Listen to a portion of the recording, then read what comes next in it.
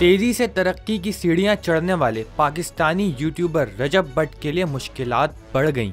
रजब भट्ट समेत 10 अफराद के खिलाफ मुकदमे में पीका एक्ट दफात शामिल करने का फैसला कर लिया गया। पुलिस ने यूट्यूबर रजब भट्ट, हैदर शाह और मान डोगर समेत 10 अफराद के खिलाफ धमकियां देने और हिरासा करने के मुकदमे में पीका एक्ट की दफात शामिल करने का फैसला कर लिया।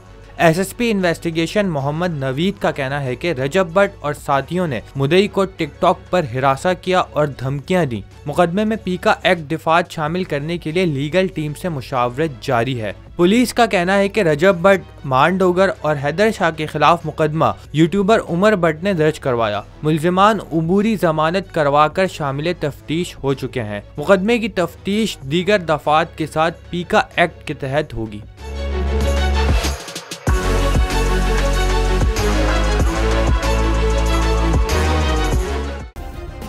सब्सक्राइब करें और बेल दबाएं ताकि कोई खबर रह न जाए।